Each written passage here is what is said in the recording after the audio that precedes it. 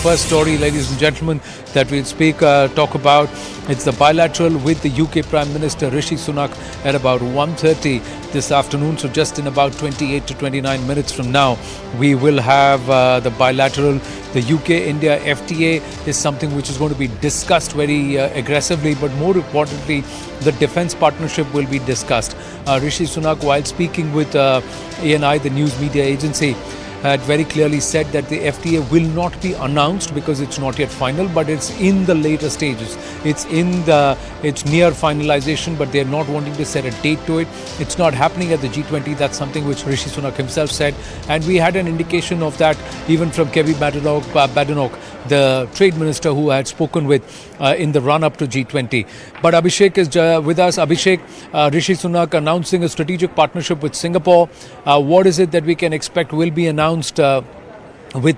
post this bilateral? Is there going to be an agreement on fugitives, economic offenders, and repatriating them to India, and also cracking down on secessionist elements?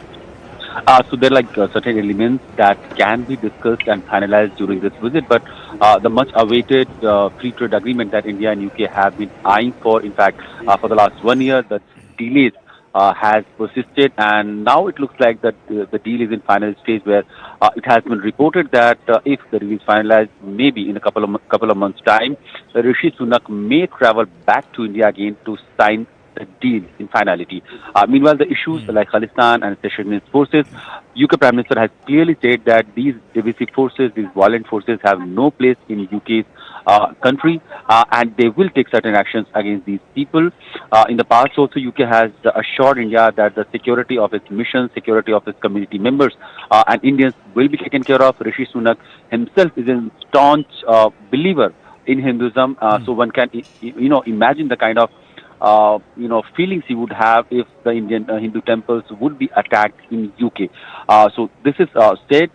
There are other issues also, issues of mobility, that how many Indians could go abroad, UK for study, for professional employment opportunities, and how many UK people could come to India for the same thing. There has been recent agreements between India and UK, but they have been temporarily year-wise. So they want to create a mechanism where the policy level mechanism where it will become a norm that certain number of Indian people would be able to apply for jobs and professional qualification in UK, and the same facilities will be given to UK people also back in India. So there are the tax in health sector also that can be signed.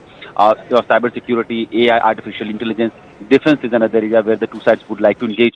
Indo-Pacific policy is something that UK wants to clearly focus upon, and India becomes a very strong pillar in UK's overall Indo-Pacific strategy, because India is already having a quadrilateral mechanism of talk with UK, with USA, Australia and Japan, and UK's growing interest in that region and essentially needs India to be as a partner. So when we talk about a strategic partnership between UK and India, these elements will be clearly in the mind when the two leaders will be talking just half an hour from now, Prime Minister Sunak and Prime Minister Modi.